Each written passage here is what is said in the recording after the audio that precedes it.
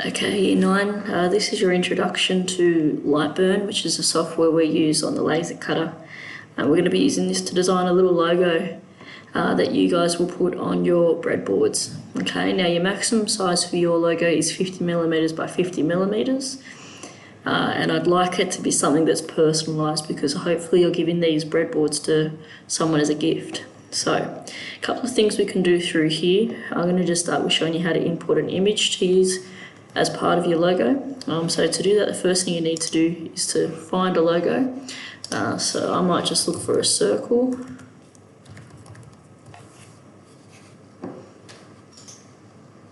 And I'd find a picture here of one that I like the look of. So I quite liked that one. So you just want to go right click, save image as, save it to your picture folder. I've already done that. And so once you're back in Lightburn, you can then just go File, Import, go to your Pictures folder, and then find where you have saved your picture. There we are.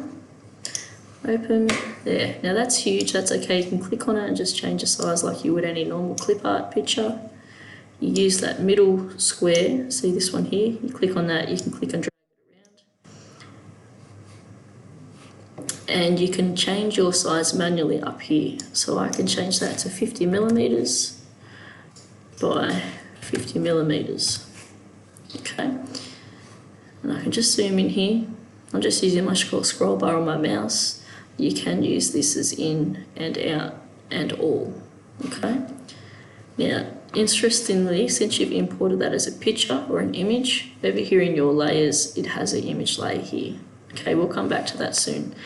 The next thing I want to do in my logo is put some writing in here. So I just want to do something simple that says made by, and then my name down the bottom. Okay, so I've got a text option here. Your font options are up here, so I can pick a font that I like the look of. So I'm just going to stick with this one for now. And you can just click to write. Now you have to do one letter at a time if you're doing it on a curve. Okay? And then I can hit my select tool. I can move it into place. And obviously it's too big. I can grab these outside squares and then the center one to move it into place. Okay, outside it you can see the rotate one. Click and turn. And there you go. And you make your way around and you do that for each one. So I'm just going to go Control-C, Control-V. I'm just going to move it out here and double click on it. Go backspace and I can do my next letter. Hit my select tool and I can move it into place. And I can slightly turn it to make it look like it's going to start to follow that curve. Okay, not quite the right spot. I can move it down. Okay. So I'm just going to go ahead and do a little bit of that now. Actually, I might just go copy, paste, move it out here, double click, okay, done, paste, double click on it, backspace E, done, drag that one in. Oops, what am I doing?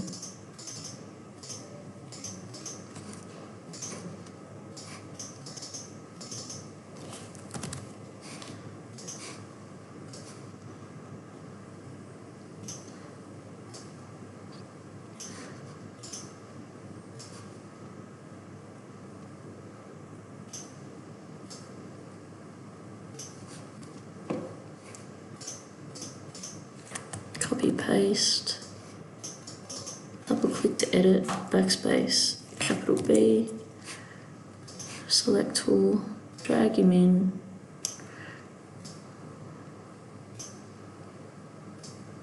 Oops. There is an undo button, you can always go edit, undo. Okay. Make sure I've got the right one. Copy, paste, double click, by, select tool to move it. And then I'd write my name down there. Okay, but just for the purpose of the video, I'm not going to worry about it too much. Now, if you want to see what that looks like when it goes on the laser cutter, you can hit this button here, which is a print preview, or it's the same as Alt P on your keyboard. Okay. Now you can see how this circle's looking. So it does it in lines from bottom to top, and it's doing this as a solid line. Now that's all determined by our layers. So let's go back and have a look. So I'm just going to hit OK. All right. So the circle, if I click on it, it highlights the layer it is. So it's an image. It's got the speed and power settings here. And if I double click on that, I've got some more options, okay? So you can tell it how many dashes per inch, okay? So how many dashes going across ways for every inch. So it's saying you can do 77 dashes in 1 inch. And the line interval is how many lines going upwards fit within a millimetre, okay? So I might want that to look a bit more solid. So I'm just going to turn that down a bit. Something closer to 0.2. Atkinson I usually like the look of, so I'm going to hit OK there. And I'm going to hit Alt P again. I'll go into my preview. You can see it looks a bit fuller. Okay, I quite like that look. And my text here is a solid line. Click OK. So in here, you've got the options of line, which is simply a line. With fill, I'll show you what that looks like. All right, so it's just lines. You can't really make out what the word is. Or you can change it to a fill and a line, which, there you go. And you can obviously go in and change that setting as well. So I could double click here. I could tell it to go a bit faster, 30 millimeters per second at full power. My line interval, how many lines do I want per millimetre? Probably 2 or 3. You can just highlight that and go 3, click OK, go back to your preview, and it will show you exactly what it will look like. Okay, so that's playing around with a couple of the features. Another thing here in the preview tells you how long it will take. So this one will take about 7 minutes, so just under. And I might want to throw in one more thing, a little picture. So I'm going to come back to here, and since it's a breadboard, I might put maybe a picture of I don't know, a piece of cheese or something.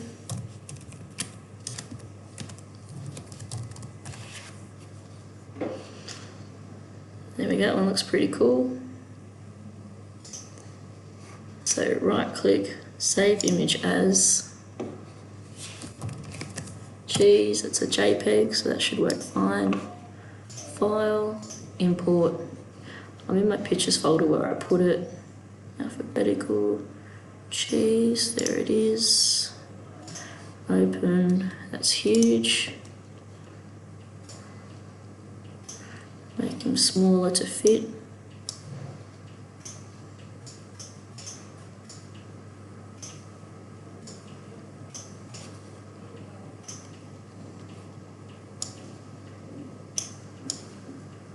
Okay, and you can leave that as an image, and it will look something like this. Alt P. There you go. So you can't quite make out that's a bit of cheese. I'm going to show you a different way to do this. I'm going to get a slightly different image. Let's come back in here, and I usually find if you put outline or silhouette after it, these ones come up pretty good. So let's have a look at something like this one. Oh, what's going on there? Here we go, it's a nice one. Right click, save image as, it's JPEG, cheese 2, jump back into Lightburn, file, import, cheese 2, there we go, drag him up from the middle. Now, these ones that are the outline or a silhouette, once it's selected, you can go to Tools, Trace Image, and you'll get this preview, and it puts this pink or purple line around it. Now, you can tweak these numbers to try and get a smoother look, or you can just click OK. doesn't look like anything's happened, but if you click on the image you put in and hit delete on your keyboard, there you go. You're left with that outline, and that looks pretty cool. Okay? Now, the interesting is that it's gone in as black, as is the writing, so it's gone to the same layer. Now, I can pick different colours down here for this. I'm just going to pick this pink for the cheese and move it. And now I've got a separate layer, and the beauty of that is now that I can go in and change these settings to make it lighter or darker. So if I want this to be really dark, I could go into here and say the speed, I want it to go slower, which means the laser actually stays on the timber longer. So I might take that down to say 20 and go OK. And if I go Alt-P, there you go. Cool. And it's starting to look all right. I don't quite like my made by, so I might just slightly change the positions of the letters. I think I want more lines per mil. So I'm just going to go into that layer, which is this one, and I'm going to take that down to say 2. Click OK. Alt-P, there we go. And I might even see what it looks like if I take the outline off. So I might just have it as a fill.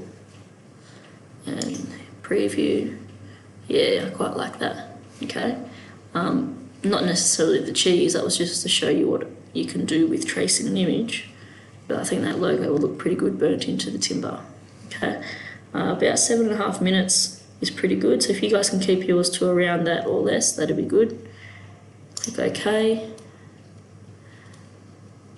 Select the whole thing and you move it to the position you'd want it on your cheese board.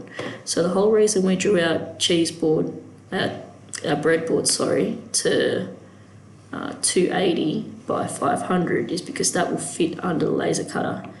Now you can see down here, that's our 0, 0, and it tells us down here. So watch this spot as I move my cursor. So right there, there we go, 0, 0, perfect 0, 0.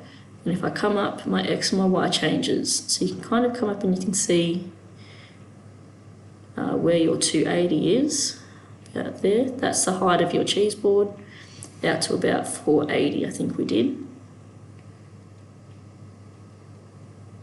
Around here somewhere. So obviously don't put your logo outside here.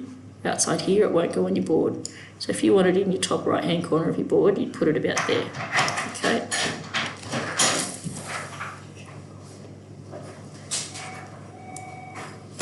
Oh, sorry, I had a video recording.